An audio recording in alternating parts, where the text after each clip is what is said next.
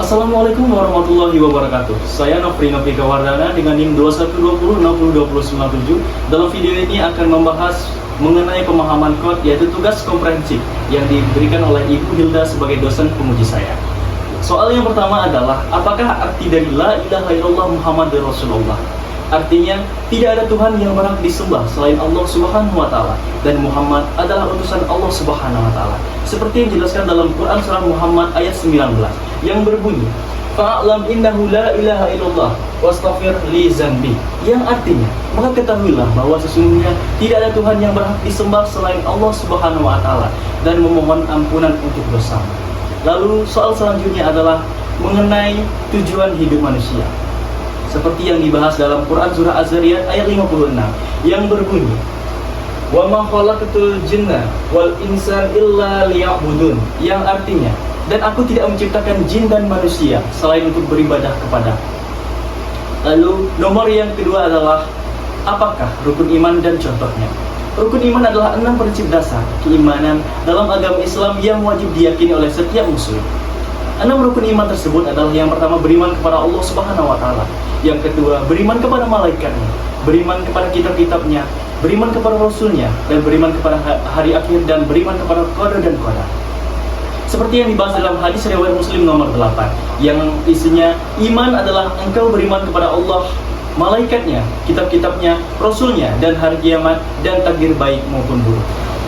Contoh dari rukun iman kepada Allah Subhanahu wa Ta'ala, yang pertama adalah selalu mengerjakan sholat tepat waktu kepada Allah Subhanahu wa Ta'ala, dan hanya untuk Allah Subhanahu wa Ta'ala, bukan untuk manusia. Selanjutnya, jika kita beriman kepada kitab-kitab Allah, kita terus membaca Al-Quran dan mengibadahkannya dan mengamalkannya dalam kegiatan sehari-hari, dan percaya bahwa kitab Injil, Zabur, dan Taurat adalah kitab yang diturunkan sebelum adanya Al-Quran. Apa rukun Islam dan contohnya? Rukun Islam adalah 5 pilar utama yang menjadi fondasi bagi seorang muslim dalam menjalankan agama Islam. Adapun 5 rukun Islam adalah, yang pertama adalah syahadat, sholat, zakat, puasa, dan haji bila mampu. Seperti yang dijelaskan dalam hadis riwayat Bukhari nomor 8 dan hadis riwayat Muslim nomor 16. Islam dibangun atas 5 perkara: syahadat, sholat, zakat, puasa, dan haji ke Baitullah. Contoh dari rukun Islam adalah, yang pertama adalah membaca syahadat, yaitu membaca asyhadu an la ilaha illallah Muhammad Rasulullah. Yang kedua adalah mendirikan sholat tepat waktu, lalu membayar zakat, dan melaksanakan puasa bulan Ramadan, serta naik haji ke Baitullah jika mampu. Lalu selanjutnya, bagaimana cara menutup aurat laki-laki dalam Islam? Dalam Islam, aurat laki-laki adalah bagian tubuh dari pusar sampai ke lutut yang wajib ditutup saat di depan orang lain kecuali istri.